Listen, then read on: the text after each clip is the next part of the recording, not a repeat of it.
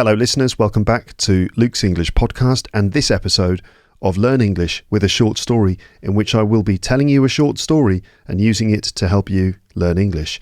Just before we begin, I want to give you a reminder that I would like you to send me your stories, send me your descriptions of strange, creepy, unexplained or frightening experiences. Have you ever had a weird experience that you can't quite explain, or a frightening experience that you can remember clearly? Write it down for me, describe it, and send me your description. And I'll be collecting descriptions, and the one that I like the best, you will win, and you will win a copy of Anna Brooks' latest book. You heard her talking about it on the podcast recently. It's called Death by Chocolate.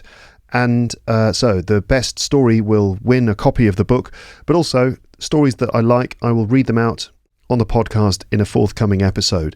So strange, creepy, unexplained or frightening stories, descriptions of weird things that have happened to you, send them to me. You can email luketeacher@hotmail.com or just leave your description in the comments section of the Anna Brooke episode, which is just a couple of episodes ago. Okay, right, so to give you a bit of inspiration on the theme of creepy, unexplained stories, in this episode of Learn English with a Short Story, I'm going to tell you a very odd story, which I first heard from Dave Allen on his TV show. I don't know if you know about Dave Allen, but he was an Irish comedian and storyteller who had a great programme on British television in the 1970s and 1980s. And a lot of people watched Dave Allen on his television show. I remember seeing him on TV. My parents were fans of his. What was so great about Dave Allen's show is that he simply sat on a stool in front of an audience and told stories to everyone. He was a fantastic storyteller. He was very, very funny, but also his stories were extremely compelling. He was a brilliant storyteller. And so this is one of his stories, okay, that I'm going to tell you right now. It's called The Bad Room. I'd like you to listen very, very carefully. A little test for your English. What is the meaning of the last line of the story? What's the significance of the last line of the story? So listen carefully. I will explain everything afterwards. I'll go through the story line by line, explaining bits of vocabulary so you can genuinely learn a lot of English from this. But now, let's begin. Let's read The Bad Room. And here we go. So, this is The Bad Room. If I may, I'd like to tell you a true story. A story about a house. A house that had what people in Ireland call a bad room. This room had an atmosphere, an unwelcoming, heavy presence. People were reluctant to go into it. They avoided it, spoke about it in lowered voices, and refused to have anything to do with it. If visitors heard about the room and asked to see it, the people who lived there would always warn them. Please do not go near the room. And if you must go near it, go with someone else, never alone. Because that room had an attraction, a strange, fatal attraction. Something that drew people inward like a magnet. Those brave or foolish enough to open the door would be allowed to look inside, but never to step across the threshold. And always their companion would stand behind them, ready to hold them back. Because once the door opened, the pull deepened. People wanted to go in. They had to be stopped. One foolish young man, stubborn and determined to prove everyone wrong, ignored all the warnings. People pleaded with him, scolded him, shouted at him, fought with him. And he said, "No, I will spend the night in that room. and rid us all of this superstitious nonsense. He stepped inside that room, and the door, without a single human touch, closed slowly behind him.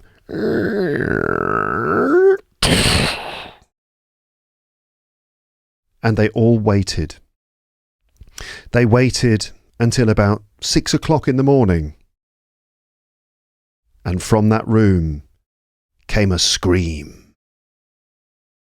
A horrendous, soul-destroying, blood-freezing scream.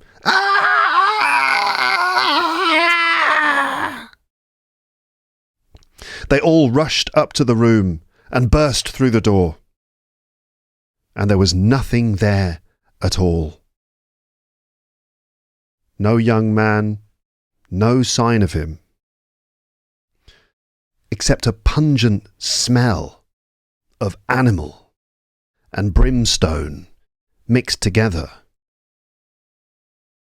And lying on the floor was a single shoe. Nothing more. The story reached the newspapers, and from there it travelled far and wide until it reached the ears of a renowned Jesuit priest, an experienced exorcist. He decided he would go to this room and attempt to expel whatever evil lurked there. Again, the people pleaded. Again, the warnings were ignored. Before entering, the priest gave only one instruction.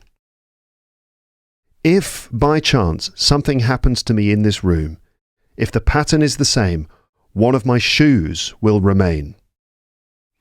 And whatever happens, whatever is the secret of the evil of that room, I will write that on my shoe. If I'm gone, look at the shoe, because the answer to this puzzle will be there. He stepped inside. The door closed behind him.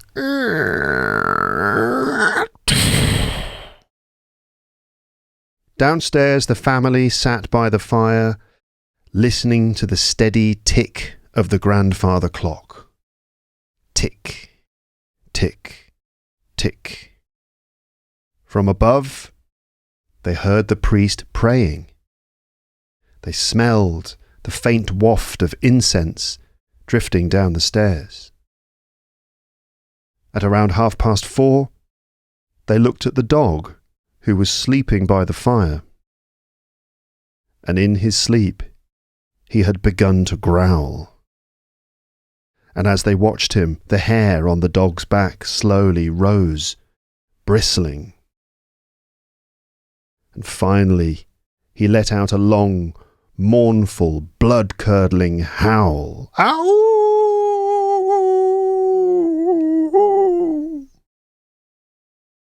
And then from the room upstairs, they heard the scream. They ran upstairs, clutching lanterns, crosses, crucifixes, holy water. They threw open the door, and the same pungent smell hit them.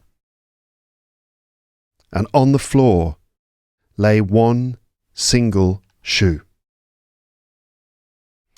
Trembling, they picked it up, and they turned it over. And burned into the sole of that shoe were 2 words. Size 9. Okay, that's the end of the story. Did you get it, everyone? Did you get it? Yes, that's right. It was a long joke. It was just a long joke. That's what we call in English a shaggy dog story. A story that goes on and on and on and finally has a very ridiculous punchline at the end. So yes, it was a joke. The last line, size 9. This is what was written on the sole of the shoe. That's just what is sometimes written on the sole of a shoe, isn't it? The size of the shoe. So this is not... of course, everyone was expecting the secret of the mystery to be written on the sole of the shoe. but in fact, all that was written there was just the size of the shoe, size 9 in this case.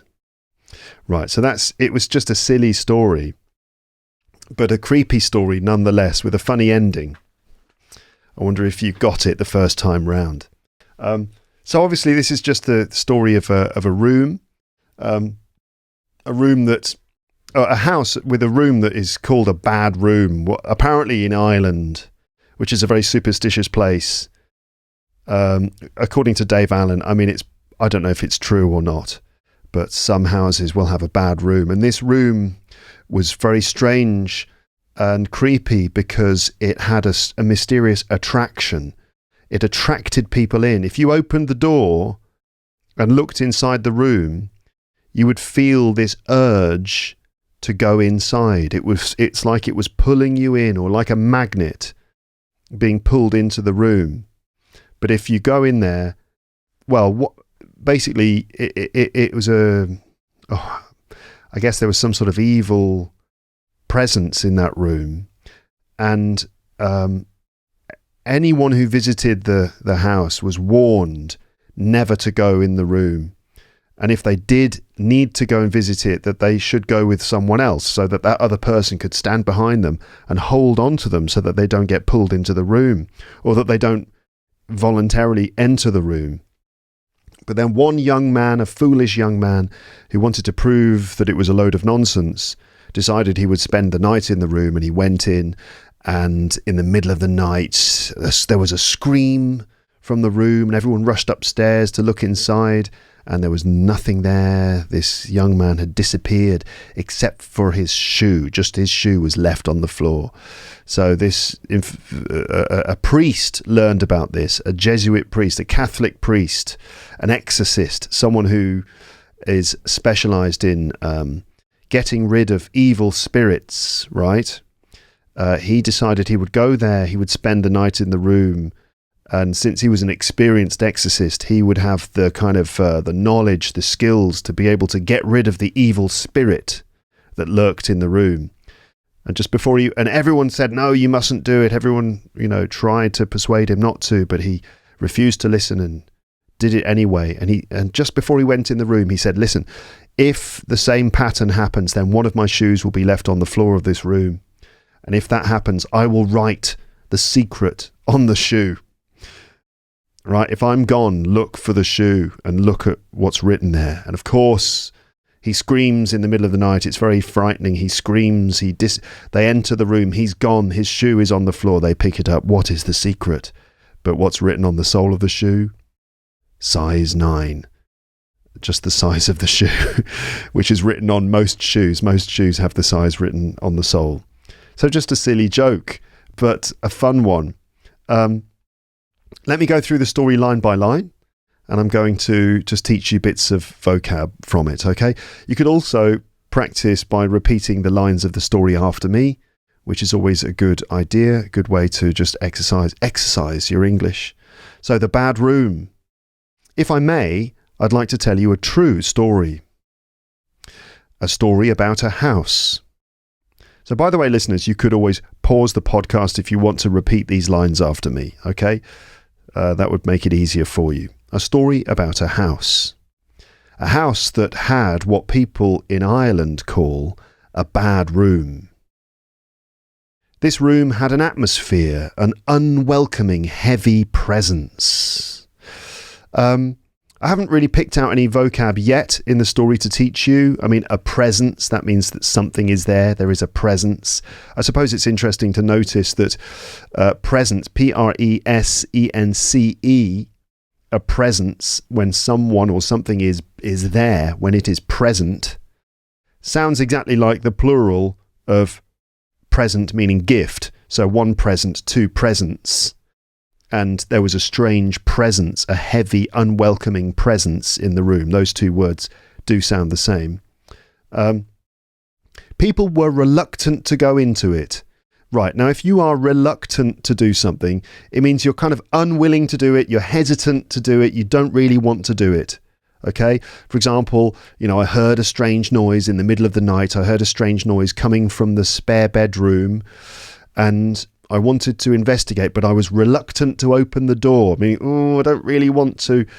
So if you're reluctant to do something, it means you don't really want to do it. I don't know, for example, if you are in a classroom situation, or you go to a party and everyone's speaking English really fluently and you don't feel very confident, you might be reluctant to speak, meaning you don't really feel like speaking, you don't feel confident enough to speak, you're reluctant to speak. I was reluctant to go to the party because I knew that I would have to speak English the whole time. And so I felt a bit reluctant at first, but then I did it anyway, and it turned out to be a really good idea because I made some friends and practiced my English a lot. So if you're reluctant to do something, you might say reluctant to admit. I was reluctant to admit that I was wrong. I was having an argument with my wife, and we were arguing, and she argued better than me, and she proved that perhaps I was wrong about something, but I was reluctant to admit it. I didn't really want to admit it. I was reluctant to speak. You might say deeply reluctant to do something. That's a nice word. Let's move on.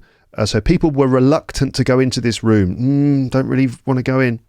They avoided it. So to avoid something is to try not to do it, right? Try to go away from it. Like, for example, if you are in a creepy old house in the middle of the night on your own, you would be reluctant to look in the mirror, or you would avoid looking in the mirror. We often say things like avoid eye contact, avoid trouble, avoid doing something. It's often followed by a gerund. They avoided it, they avoided going in there, right? They spoke about it in lowered voices. Lowered voices. To lower your voice means to speak more quietly. Speak quietly, lower your voice.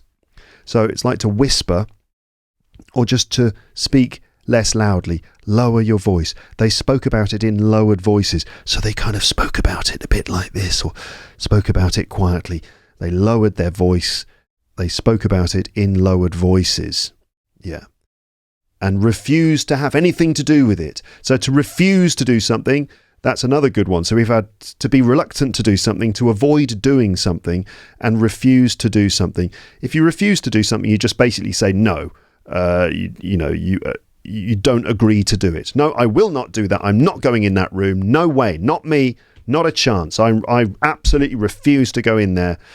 In this case, they refused to have anything to do with it. So if you have something to do with something, this is quite a nice expression.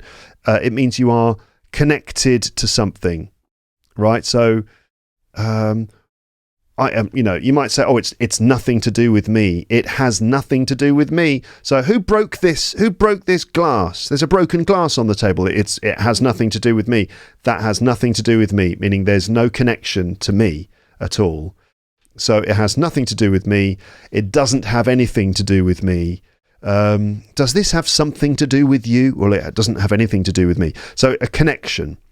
In this case, they refused to have anything to do with it, meaning that they did not want to have any dealings with it, no connection with it at all. They didn't want to be involved with it in any way. Okay, so they refused to have anything to do with it, didn't go anywhere near it, nothing at all, avoided it completely. If visitors heard about the room and asked to see it, the people who lived there would always warn them, please do not go near the room, and if you must go near it, go with someone else, never alone. Because that room had an attraction. A strange, fatal attraction. Fatal attraction. Fatal. It's a nice adjective. It means if something is fatal, it can cause death or cause some kind of disaster, probably death. A fatal mistake, a fatal accident. A mistake that led to someone's death, an accident that caused death, a fatal accident, fatal error, fatal injury, a fatal consequence. In this case, a fatal attraction. There's a movie called Fatal Attraction, isn't there? Something that drew people inward like a magnet. So to draw is the verb here. In this case, draw people into the room. Draw, drew, drawn. To draw in means to pull or attract something in. Okay, like I was walking down the road and I saw a lovely looking pub, and it drew me in, meaning I felt like, oh, I think I want to go into that pub. It drew me in. In this case, drew people inward. Inward basically means towards the middle or towards the inside. Okay, for example, the door opened inward. The door opened inward and outwards. Inwards or inward. So sometimes it has an S on it. It's the same thing. Inward or inwards. Outward or outwards. Yes. So the door opened inward or the door opened outward. You see, like a magnet, we know what a magnet is, right? It's a thing that attracts metal. You can use a magnet to attach something to your fridge. You know, the fridge that has a sort of metal door. You can stick things to the fridge with magnets. So, like a magnet, it means it's magnetic. It sort of pulls or attracts something to it. A magnetic thing. You can also have a magnetic personality. If you have a magnetic personality, it means that you attract people to you. Right, so it's not just used for metal, but anything that that attracts other things towards it could be magnetic or like a magnet.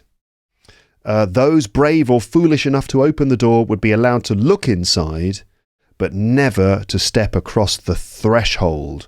A threshold, this is a word that's come up several times on the podcast in recent episodes, I feel. The threshold is basically the entrance line.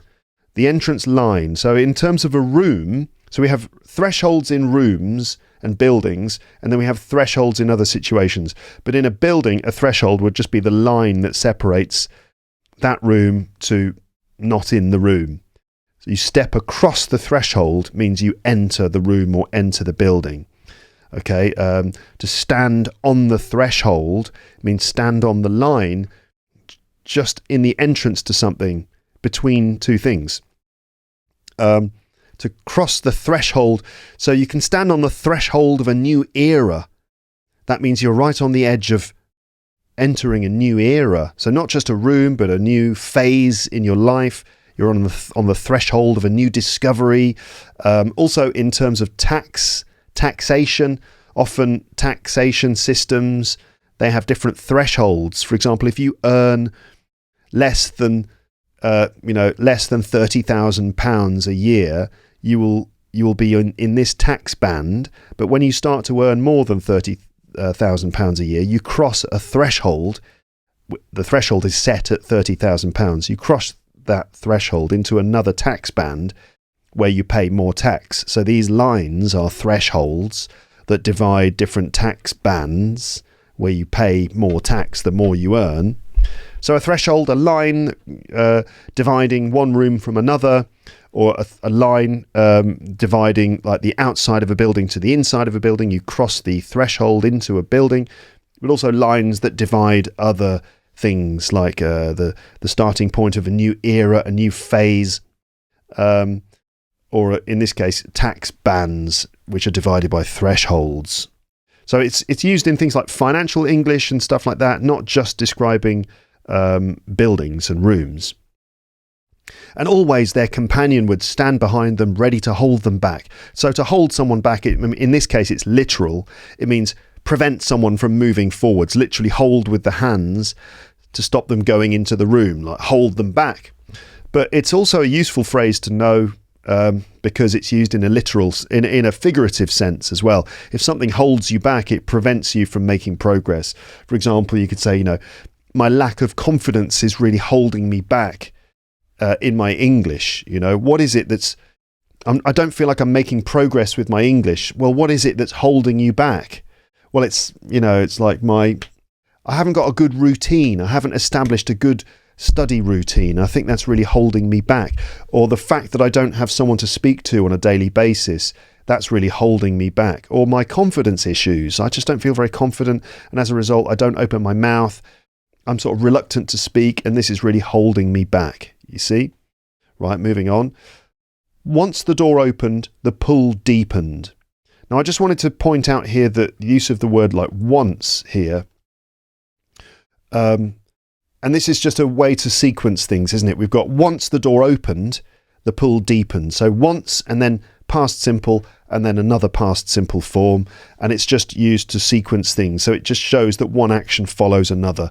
Now, what else could you use there instead of once? You could use several other words or phrases instead of once. You could say, when the door opened, the pool deepened, or as soon as the door opened, the pool deepened. I think once and as soon as are really very similar, because they mean sort of immediately, right? Immediately when the door opened, the pool deepened. It was at that moment that the pool deepened. Using once or as soon as emphasizes that it's straight away. And deepened, the pool deepened. In this case, deepen means to become stronger, more intense, or more serious, okay? For example, the silence deepened, the story deepened, my fear deepened.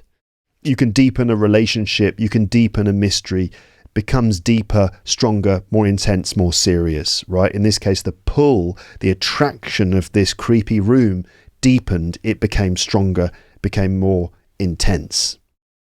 People wanted to go in. They had to be stopped. Just nice use of the passive form. In an infinitive, had to be stopped, meaning other people had to stop them. One foolish young man, foolish, stupid, not clever, not wise, stubborn and determined to prove everyone wrong, ignored all the warnings. So stubborn, if you are stubborn, it means you are sort of not willing to change your mind. So this young man has decided, I'm going to go in that room and I'm going to spend the night there because I don't believe all this superstitious nonsense. And he's so stubborn that even if everyone is trying to convince him, no, please don't do it. No, trust us. You really shouldn't do that. Well, I'm going to do it anyway. I've decided I'm going to do it. So I'm going to do it. No one's going to persuade me otherwise. So very stubborn. Someone who's unwilling to change their mind. He was determined to prove everyone wrong. If you prove everyone wrong, it means you show them that they are wrong, right? Wrong, right. Yes, you show people that they're wrong. You prove that they're wrong, right? Yeah, okay. People pleaded with him, scolded him, shouted at him, fought with him. So I think you know shouted at him and fought with him, but what about pleaded with him? So they pleaded, they were like, please, please, please, don't go in that room, please. So please, you know the word, but the verb form for this is to plead. P-L-E-A-D. Past simple, pleaded. They pleaded with him. Please, they begged him. It's similar to beg. Don't go in that room. Please don't go. Trust us. You really mustn't go in that room. Oh, it's a load of old nonsense. They scolded him. If you scold someone, it means you speak very angrily with someone. You kind of tell them off. If someone has done something wrong and you kind of speak very angrily with them. For example, if my little son, who is 2 years old, if he does something like he throws water all over the floor, he might get scolded by me or by his mum. You know, we not too much, but we'd say, you mustn't do that. Don't throw water on the floor. So we scolded him. To tell someone off is a synonym. Tell off, that's a phrasal verb synonym. Scold is a bit more formal sounding than tell off. But in this story, you can imagine, yes, that people just sort of spoke angrily with him in strong words, kind of shouted at him, right? Yeah. They scolded him, they pleaded with him, they shouted at him, they fought with him. Notice the prepositions: plead with someone, scold someone or tell someone off, shout at someone, fight with someone. And he said, no, I will spend the night in that room. Interesting use of will, just to, show your intention, which can't be changed. It's very strong intention. I will spend the night in that room and rid us all of this superstitious nonsense. To rid someone of something, meaning to get rid of something. So to rid us of this nonsense, to rid someone of something, it's slightly old-fashioned language. It has a slightly formal tone. And it means if you rid, I don't know, what's a good example of this? Let's say the house has got mice in it. There are mice. Right, 1 mouse, 2 mice. There are mice in the house, and so you might call a professional to come in and rid the house of mice, meaning remove all the mice. In this case, this young man wants to rid us all of this superstitious nonsense. He wants to remove this superstitious nonsense from everyone so that everyone stops thinking in this ridiculous superstitious way. To rid us of something means remove it all and throw it away. A more everyday common expression is to get rid of something, and that means throw it away, remove it. Look at all this rubbish in the corner of the room. Could you get rid of it, please? That's a much more everyday expression, meaning to remove something and throw it away. Get rid of it. No, this shouldn't be here. I'd like you to get rid of it, please. Let's get rid of all this rubbish. Rid us all of this rubbish. Sounds very old-fashioned, quite formal. In the context of the story, it works because it sounds quite sort of serious, and it's the right kind of tone for this creepy story. I will spend the night in that room and rid us all of this superstitious nonsense. It's the kind of a formal sort of tone that sounds very serious in the context of the story. In more everyday English, you might just say, get rid of it. Can you get rid of all this stuff, please? This shouldn't be here. He stepped inside that room, and the door, without a single human touch, closed slowly behind him. And this is where I get the chance to show off my sound effects.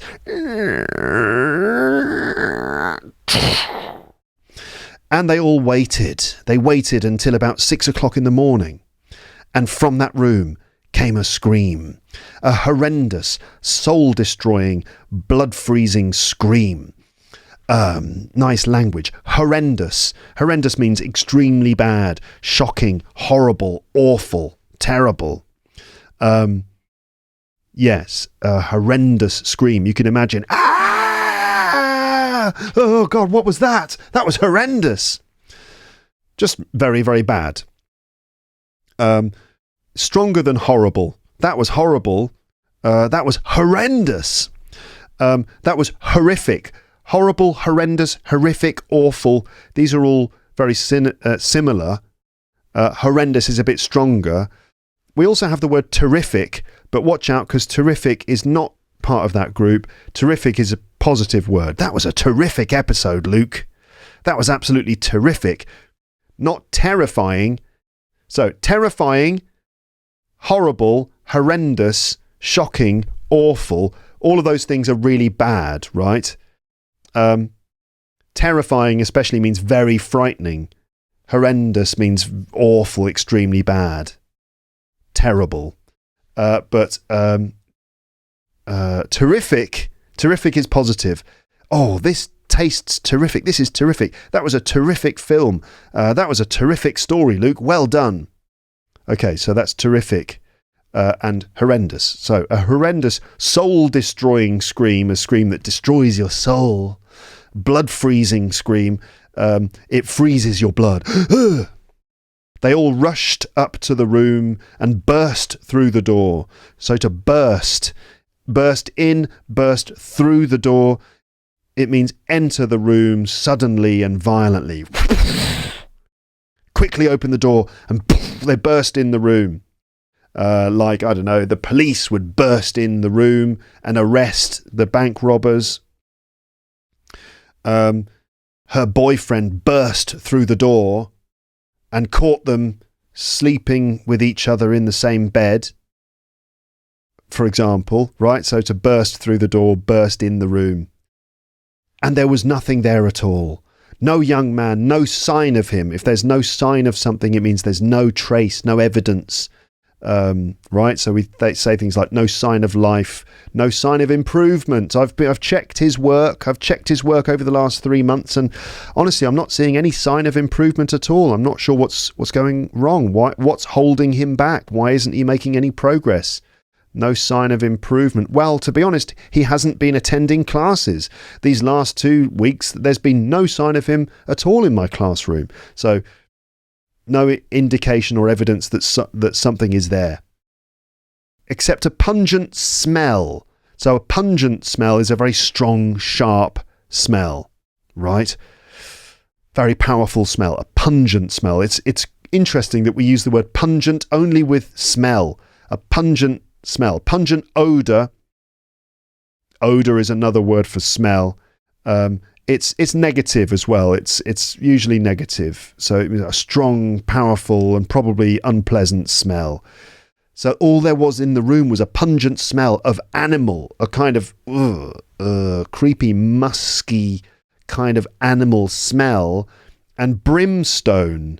Animal and brimstone mixed together. What is brimstone? It's the sort of word that you might read in the Bible, and it is essentially a smell that comes out of the ground, and it's in the Bible, it is associated with hell, right? But in fact, brimstone is probably the smell of sulfur, which is a chemical that comes out of the ground. You know, when there are hot springs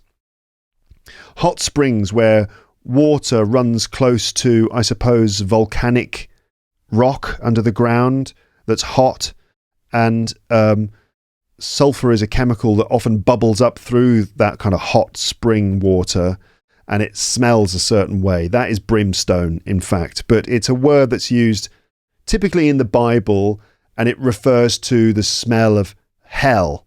So brimstone is like air, gas that comes from hell.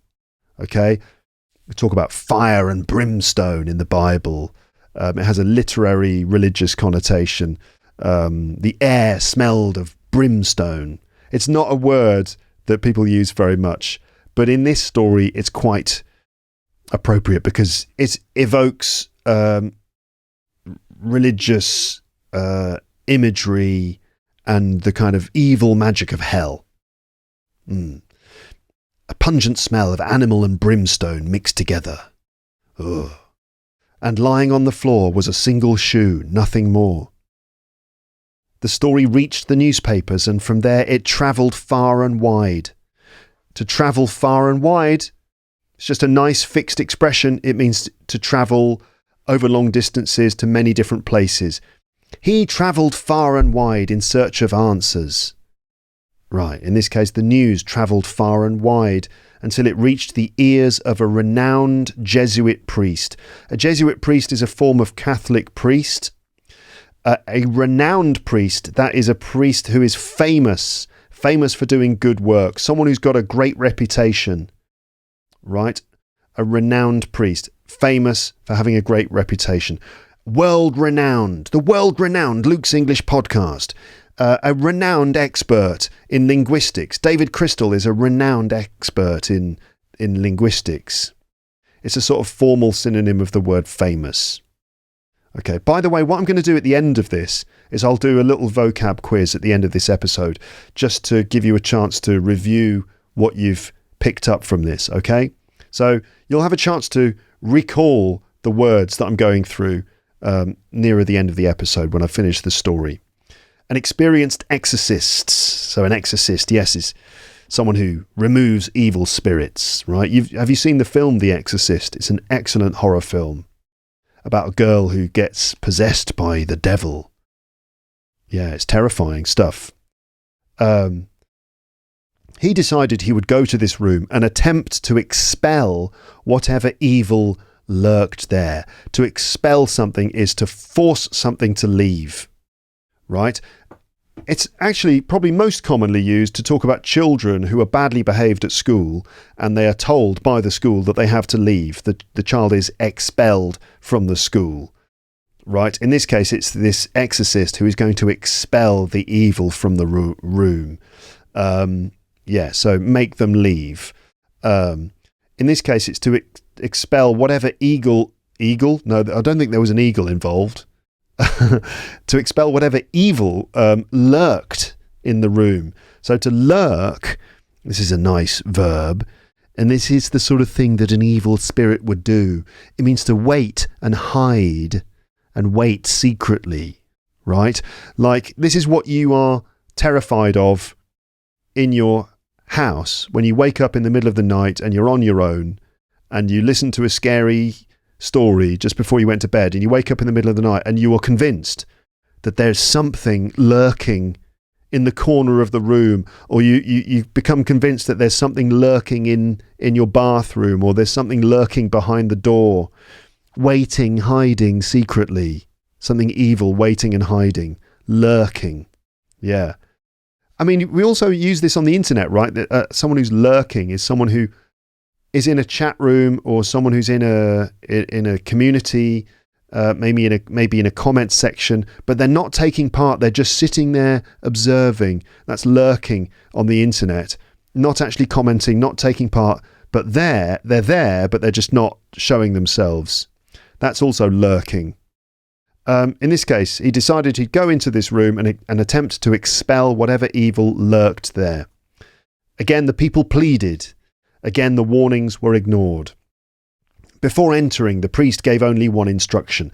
If, by chance, something happens to me in this room, if the pattern is the same, one of my shoes will remain. And whatever happens, whatever is the secret of the evil of that room, I will write that on my shoe. If I'm gone, look at the shoe, because the answer to this puzzle will be there. I mean, it's a bit ridiculous already, right? Because how is he going to quickly write something on the shoe? I don't know. But anyway, he stepped inside. The door closed behind him. Downstairs, the family sat by the fire, listening to the steady tick of the grandfather clock. A grandfather clock is like a big, upright clock, an old-fashioned type of clock that is like a large thing that sits on the floor, and it's so tall, it's about the size of a person, and it's a long, upright clock that often goes tick-tock, tick-tock. That's a grandfather clock. Rather wonderful things. Tick, tick, tick. From above, they heard the priest praying. They smelled the faint waft of incense drifting down the stairs. So the faint waft of incense. Incense is stuff that is burned and it gives off a certain smell.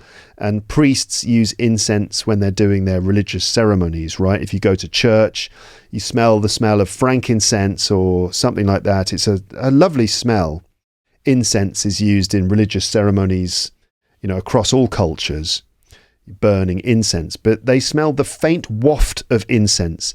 A waft is like a word to describe, and it's a noun to describe a light movement of air or a smell. So a smell wafts through the air. Maybe smoke could waft through the air as well. If your neighbour is baking a delicious cake, the smell of the cake might waft through the window, you see. So it's a verb and it's a noun. So the smell wafts through the window. You can smell the waft of this delicious cake being baked in your neighbour's house. In this case, they smelled the faint waft of incense, like a little smell that just kind of lightly carried through the air. Faint, the faint waft. This is a weak, slight, or not very easily noticed thing. It's an adjective, right? Faint. The faint smell. It's like a light, weak kind of smell. So they're getting just a slight smell of the incense that he's burning in the room up there. So he's doing some sort of little religious ceremony, and they can smell the faint waft of incense drifting down the stairs. At around 4:30, they looked at the dog who was sleeping by the fire, and in his sleep he had begun to growl. So this is what dogs do. They go, "Rrrr." So that's creepy. Definitely creepy if the dog is growling in its sleep. It's as if the dog is somehow able to sense the evil, the presence of evil, and even in its sleep it's growling. So that's growl, right? To make a low, threatening sound. Yes. As they watched him, the hair on the dog's back slowly rose, bristling. So the hair goes up on the back of the dog. Bristle, to bristle, means in the case of the fur, the dog's fur or hair, if hair or fur bristles, it means it stands up on end, right? And this is usually because of anger or fear or excitement. The dog's fur bristled when it saw the stranger, right? So hair bristles, fur bristles. And for humans, you could say, I felt the hair on the back of my neck bristling, right? So that's in reference to hair. But this is also common in a more figurative sense, meaning to react in an angry or defensive way. So this can refer to human behaviour. That's not the way it's used here, but it can refer to human behaviour. meaning to react defensively or to react angrily. For example, he bristled at the accusation that he was cheating. What? Me cheating? I don't think so. So to bristle with anger, to bristle at criticism. Okay? So react defensively. What? Me? I don't think so.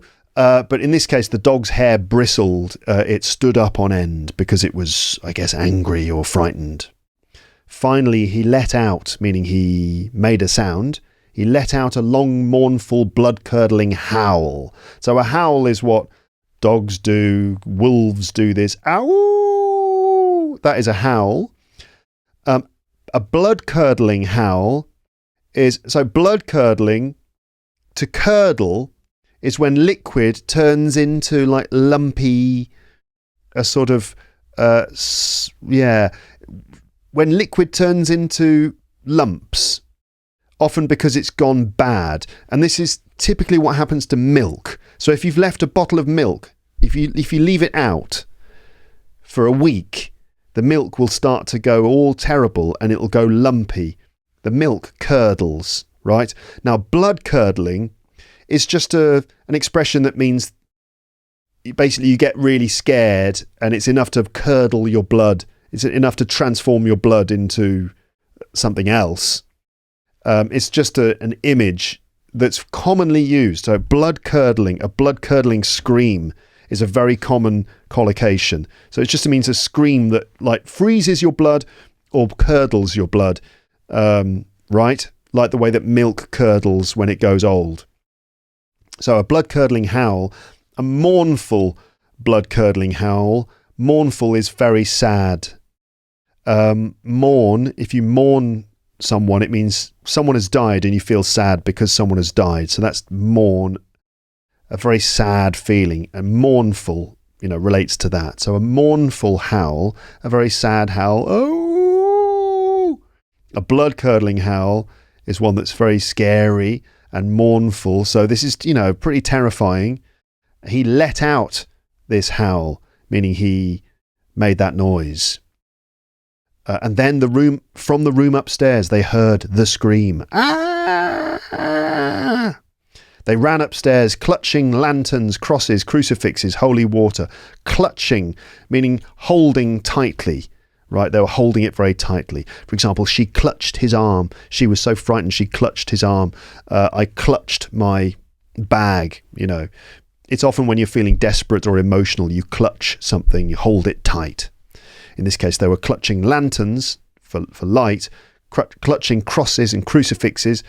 These are obviously sort of religious symbols, the cross, and clutching holy water. Okay. They threw open the door before we had burst into the room, but this time they threw open the door. And the same pungent smell hit them. There's that word pungent again. And on the floor lay one single shoe. Trembling, so that means shaking slightly. Usually if you're scared or if you're cold, you would tremble. They picked it up and turned it over and burned into the sole of that shoe were two words. Size 9. Yeah, it's just a joke. It is just a joke. And that is the end of that story. Now, what I'm going to do at this point is just quickly go through. I've got a list of those words. See if you can remember them. Okay. So what word do we use to describe when you don't really want to do something? You're hesitant. You don't really want to do it. I don't really want to go to that party. I don't really want to speak. I'm not very confident. I am to do it. I am reluctant to do it. What word do we use to mean that you go away from a place? You don't go near it. You go around it. What is it? Avoid it. Avoid it. Right. What's another way of saying speak quietly? Another way of saying speak quietly. This is a library. You have to lower your voice. You speak in a lowered voice or hushed tones, or you whisper. What's another way of saying no? To just say that you are not going to do something. Right? For example, I think you should go in that room. No, I'm not going to go in that room. No way. Not me. Never. He refused to do it. If you have a connection to something, I don't know, like, or if you don't have a connection to something, like, who broke this glass? Was it you? Did you break this? Oh, you'd say what? It has nothing to do with me. It is nothing to do with me. It has nothing to do with me. Does this have anything to do with you? What happened here? What word means it could cause death, like an accident that could lead to death or lead to disaster? What kind of accident? A fatal accident. What's another? A phrasal verb which means to attract inside, like this room. What did it do to people? It drew them in. It drew them in. Yes. Is this word a preposition or is it an adverb? I think it's an adverb. It meaning towards the middle or towards the inside. It's inward. The door opened inward. The door opened outward. What do we call a metal, a piece of metal that attracts other metal? You put it on your fridge and it sticks there. That is a magnet, right? What's the adjective for that? Magnetic, right, okay. What do we call the line that divides two rooms? So you've got the doorway, and at the bottom of that doorway, there's a line, and you put your foot on it, or you step over it, and you cross from one room to another, or equally, you would move from one band or one section to another section, and you cross that line. That is the threshold, right? If you're not very confident, this might prevent you from making progress in English, right? If you're not speaking enough, this will prevent you from making progress. So what's the phrasal verb which means to prevent you from making progress? It is to hold you back. Hold you back. Okay. What verb means to become more serious, to become stronger, to become more intense? In this case, it was the attraction to the room which became more and more intense. The pull became deeper. It deepened. So interesting that deep is the adjective and the verb is created by adding the suffix en. Deep, deepen. We have other ones like that. Short, shorten, length, lengthen, width, widen, and deep, deepen. Yeah. So what adjective describes the young man who wanted to spend the night in the room despite the fact everyone told him he shouldn't do it? But he just would not change his mind because he was very stubborn. Why did he want to spend that night in the room? He wanted to show that everyone was wrong. He wanted to them wrong. He wanted to prove them wrong. But they all said, no, you mustn't do it. They begged and pleaded. They pleaded with him. And in fact, they spoke in very strong words. They got angry with him. And a bit like I might do with my son if he did something very naughty, they scolded him. I mean, I would say I would tell my son off if he did something very naughty. Scold is a slightly old-fashioned word, but anyway. What did he want to do? He wanted to make sure that the evil spirit went away. He wanted to remove the evil spirit. He wanted to remove all the superstitious nonsense. He wanted to rid everyone of the superstitious nonsense. In more normal English terms, you would say to get rid of it, right? To get rid of the evil. What was the scream? How do you describe the screams that you heard? It was something horrible, terrible, horrific, or horrendous. Horrendous. They heard this horrendous scream. They ran up the stairs and they quickly entered the room. They burst in. They burst through the door. Did they see the young man? No, they didn't. There was no evidence of him there at all. There was no sign of him. But there was a smell, a kind of very strong smell, a strong, not very nice smell. A what? A pungent smell. What's that stuff that comes from hell? The kind of smelly sulfuric smell. That is written in the Bible. That's brimstone. The news the news went a long way. It travelled what? It travelled It travelled far and wide until it reached the ears of this priest. Okay, he was this priest. What kind of priest was he? He had a good reputation. He was a renowned priest. In fact, he was the sort of priest who gets rid of evil spirits. What kind of priest is that? That would be an exorcist, of course. What's another word that means to force someone to leave? Like, for example, a child who's been very bad at school and the school says you have to leave the school, to expel the child or expel the evil spirit. What verb means to wait secretly, to hide and wait secretly, which is what this evil spirit was doing in this room. It's to lurk. In the middle of the night, they could smell a slight smell. What's another word for slight? Like a little trace of a smell, a faint smell. A little smell that they could smell from upstairs. That is a what? A waft. Right? What did the dog do? It went... The dog growled and its hair stood up on end. It did what? This is, by the way, the same word that you would use to describe the hairs on your toothbrush or any brush.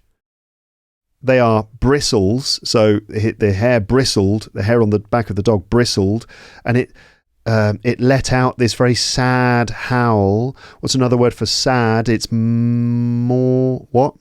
mournful, a mournful howl. And then they heard the scream again. It was a horrendous scream. It's the scream that did something to your blood. What kind of a scream? A blood-curdling scream. And they ran upstairs clutching. I gave you the answer. They were clutching holy water and stuff. And then when they picked up the shoe, their hands were shaking. What's another word for to shake? Begins with a T. Trembling. The hands were trembling. Okay, that's just a little vocab review. You'll find a list of the vocab on the episode PDF for this episode, where you'll find the story text, a vocab list as well. And why not? You can also have a vocab quiz just to help test yourself with that language. Now, you should watch the original video of Dave Allen telling this story on his TV show, because he does a much better job of telling the story. You've got to see Dave Allen telling this story in front of an audience. It is a wonderful thing. He's very good at performing it. They dim the lights of the studio. There's some reverb on his voice. It gives a really good atmosphere, and he was an excellent storyteller. One of the best, I think, just one of the best storytellers and comedians. So you really must watch that. I'll leave a link to the video on the episode page for this episode on my website, so you can check it out. In the comments section of that, I had a little look through the comments section. I found one which, to be honest, is the kind of thing, just a reminder. Now, you've only got 3 days left, by the way, because the end date for the competition, for the creepy story competition, the end date is the 30th of April at midnight your time, 2026. So you've only got like 3 days from the date of this episode being published. I mean, I might be a bit relaxed about that, and if I get one a couple of days late, then maybe that's okay too. But in the comments section, I saw exactly the kind of thing that I'm looking for. This is exactly the sort of thing I'm looking for. So this is a comment under the Dave Allen version of this story, and this is the sort of thing I'm looking for in terms of a story of a creepy experience. So it goes like this. My sister-in-law decided to take a road trip from Wales to Scotland. She was near to the Peak District when a huge storm started.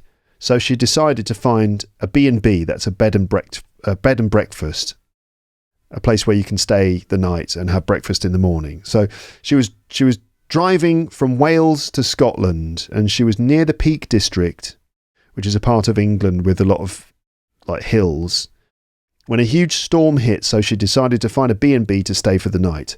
The one she found used to be an old Sexton house, Victorian built, so this is an old traditional house. In the early hours, meaning in the early hours of the night, the storm was getting worse and the windows were rattling like in an old horror film. So the windows were rattling, and she noticed the handle to the bedroom door was moving ever so slightly. So she woke up in the middle of the night because the windows were rattling because there was a big storm in this very old house, and she noticed that the door handle to her bedroom was moving slightly. So she hid under the duvet, she hid under the thick blanket, listening out while the door handle jiggled up and down. So she was hiding under the duvet. Meanwhile, the handle of the door was going up and down. Eventually, dawn came. That's not a girl called Dawn. Hello, good morning. No, that's dawn means obviously the morning, the sunrise came. The storm had blown over, meaning the storm went away, and she went down to breakfast. And the landlady, that's the woman who owned the B&B, started to talk about the storm, hoping it hadn't disturbed her too much. So she was saying, "Oh, I hope the storm didn't bother you too much.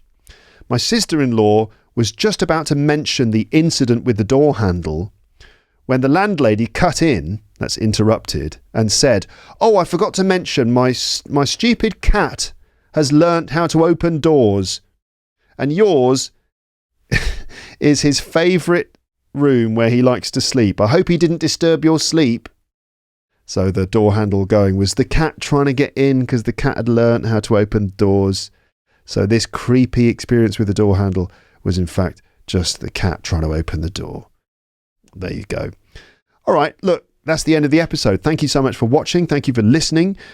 If you liked my episode, then of course you must subscribe to my podcast. Every week I will send you something interesting to listen to that is bound to help you with your English, especially if you listen on a regular basis. Sometimes it's stories like this. Sometimes it's conversations with guests. Sometimes I talk about different topics. All manner of different things. I try to do a range of different things on my podcast in order to help you genuinely develop your English by listening. But the best way is just to listen regularly and listen long term. And that's how you'll find this really improves your English. I've been doing this for about 17 years now. I've been teaching English for over 25 years. I've slowly been refining my methods and approaches for doing this. If you want to get my premium episodes in which I do lots of vocabulary reviews, lots of vocab quizzes, lots of pronunciation episodes to give you a chance to practice repeating after me, sign up to my premium podcast, teacherluke.co.uk/premium. It gives you all of the episodes of my podcast with ad-free listening, plus extra episodes. And these are not just like bonus offcuts. The premium episodes are ones where I really apply a lot of my teaching skills, and I focus a lot on really broadening your vocabulary more than just, putting vocab in stories. It also includes, a lot of other support and PDFs and all sorts of other things. So you can sign up to that at teacherluke.co.uk/premium. But otherwise, leave your comments in the comments section. I'd love to read your comments, any responses you had to this story. What did you think? And did you understand it? Did you get the joke? Did you get the whole size 9 thing? What did you think of that? I look forward to reading your responses. And until next time, I will now say to all of you out there in podcast land, wherever you are, whatever you happen to be doing, until next time, good bye, bye, bye, bye.